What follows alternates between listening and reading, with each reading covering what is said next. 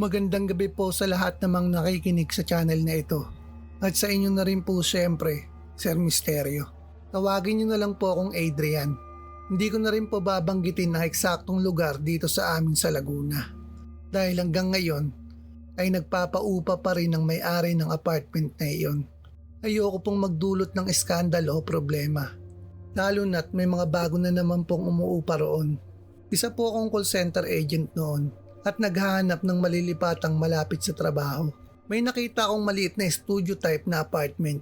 Mura ang renta, maayos ang pintura at tahimik ang compound.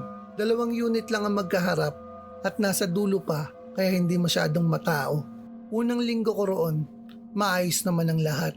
Tahimik, malinis, pero may kakaiba akong napapansin sa kwarto, lalo na sa may kisame bandang gitna.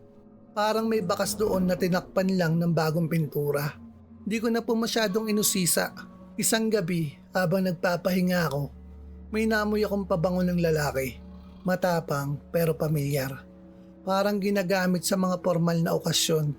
Hindi ako gumagamit ng pabango sa bahay at wala rin akong bisita. Akala ko po, Sir Misterio, guni-guni ko lang. Pero hindi doon natapos. Tuwing madaling araw, mga bandang 3:00, may naririnig akong mahinang paghikbi. Hindi malakas, parang pilit na pinipigilan ng pag-iyak. Galing ito sa loob mismo ng unit ko. Sa una, inisip ko baka sa kabilang unit nang gagaling. Pero nang minsang lumabas ako para sumilip, walang tao sa katapat na apartment. Bakante lang po yun. Doon na ako kinabahan. Isang gabi, nagising ako na nakaharap sa kisame. Hindi ko alam kung bakit bigla akong nagising, pero pakiramdam ko may nakatitig sa akin. Pagdilat ko po, may nakita akong anino na nakabitin, diretso sa itaas ng kama ko. Hindi malinaw ang muka, pero malinaw ang hugis ng katawan, parang may lubid sa leeg. Hindi ako makagalaw, tinitigan ko lang siya habang unti-unting umiikot ang katawan niya, na parang dahang-dahang umiindayog. Nang pumikit ako at nagdasal sa isip ko, bigla na lang nawala ang anino.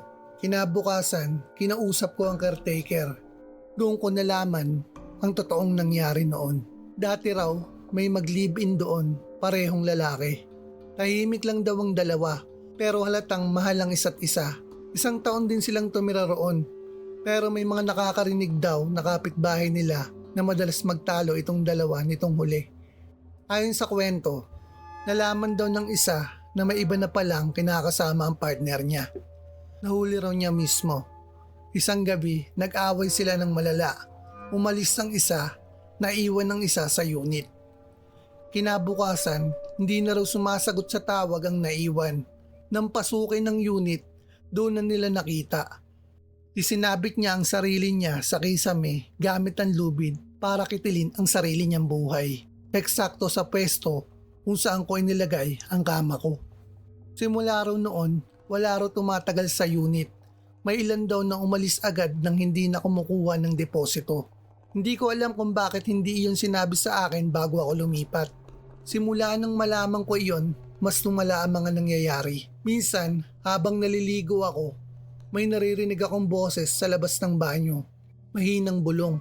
Isang lalaki na paulit-ulit na sinasabi, "Bakit? Hindi ba ako sapat?"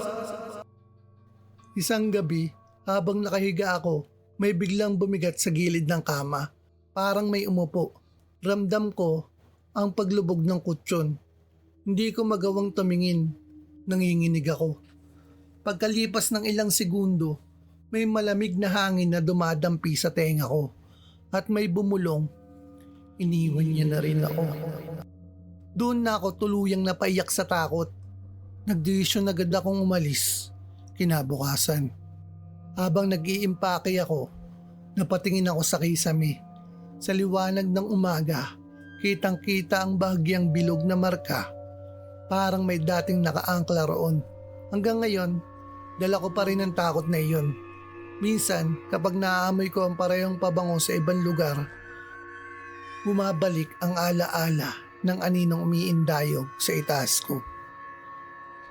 Maraming salamat po, Sir Misterio, sa pagbasa ng kwento ko.